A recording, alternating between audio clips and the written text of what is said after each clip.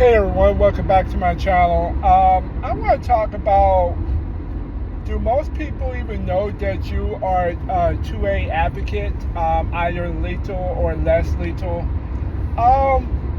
If you notice my channel, I don't go one or the other, because there's a lot of people who go one or the other. I'm a product of two.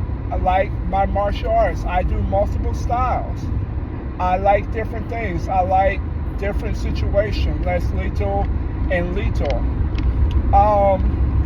Most people make the assumption that everybody that does lethal or less lethal, they have this mindset of they carry a gun and they just broadcast it and they dare you to do something so they can do something.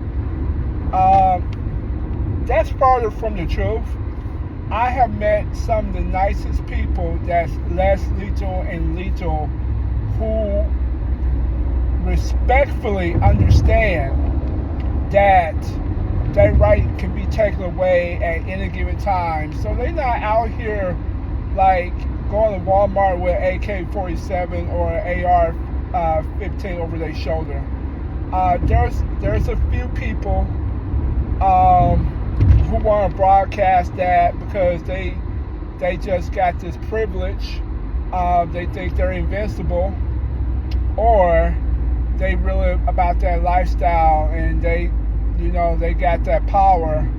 If you don't know what power is, it's a show on Showtime, if I'm correct. Oh no, Stars, I'm sorry. And you gotta live that life. A lot of us don't live none of that. We believe in safety.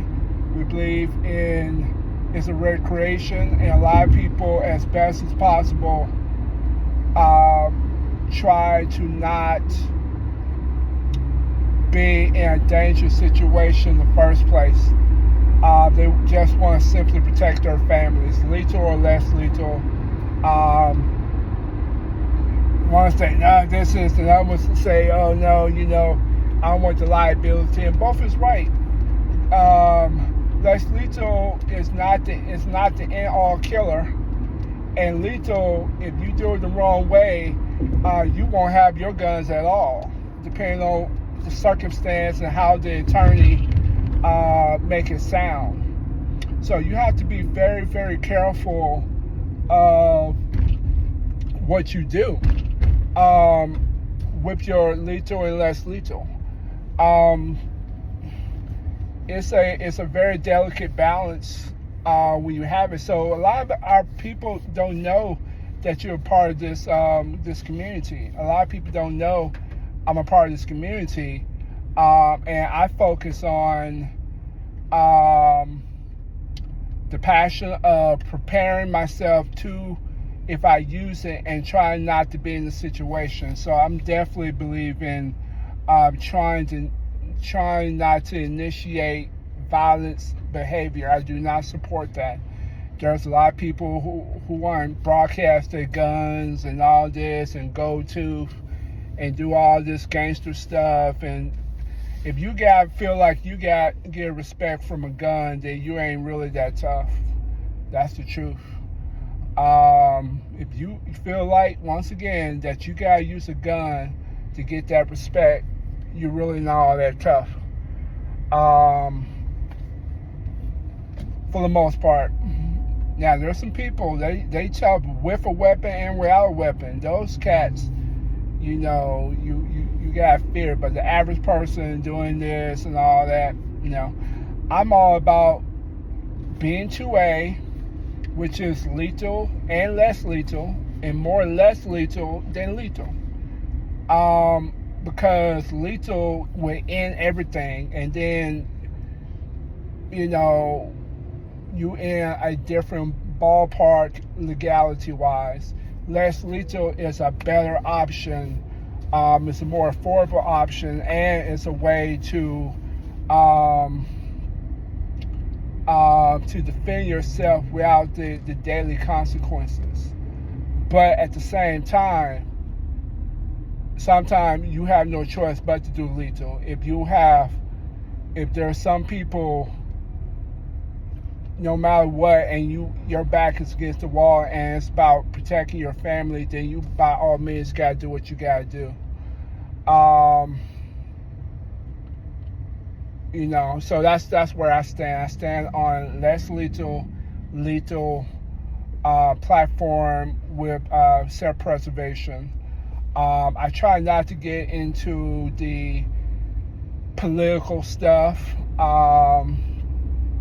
Because people got a different. I like to stick with the subject, even though I do have political views. But like I've always say when you out and protecting yourself, nobody cares you Republican or Democrat or Independent or Progressive or Tea Party, if you remember them.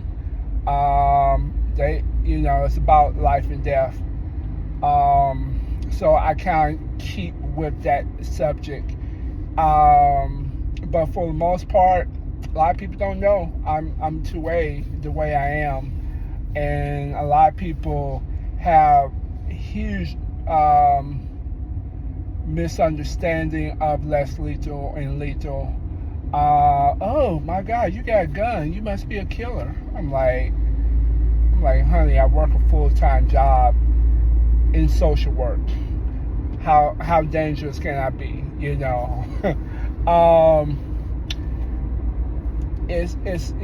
But it's about. But I admit, until I got actual lethal, I had a lot of misunderstanding about lethal too. And it's good for its place. Now, if I look back, I would have been okay with less lethal and be okay with it and protecting my family, the neighborhood I was living in. Then I started doing, some security work or go towards that rank, and I feel like I need something to up the ante just in case if something major happened, I can match it too. And less lethal, it's not going to be a lethal any day. It's not going to, lethal always going to win against less lethal. But you use it in the scope that it needs. Sometimes less lethal is all you need to get away from the situation. And then if that doesn't work, then you unfortunately have to use your lethal. But in the eyes of the court, if you put lethal, like, hey, I tried, I told him to stop, please leave me alone. I retreated, I did everything I could. I even deployed less lethal pepper ball. This person continued. And then you can justify it with the lethal, saying that you did the least restrictive thing to protect your family. But at the same time, I do understand where some people say lethal wise, look, I ain't had time to figure out if this person was threat. And I had to do what I had to do, and I had to use the best option I had. And I can see their point too. But I think a lot of things are preventable unless you ride at night. And I just think you need to, have both, have lethal on your side, and then less lethal as your EDC. But at the same time, if you gotta choose lethal, I definitely understand where you're coming from. I definitely understand, and you feel like you have to do what you have to do. If I'm in my hometown, Memphis, Tennessee, in my old neighborhood, I would probably have lethal first. But if I'm in a very nice neighborhood, affluential neighborhood, where they get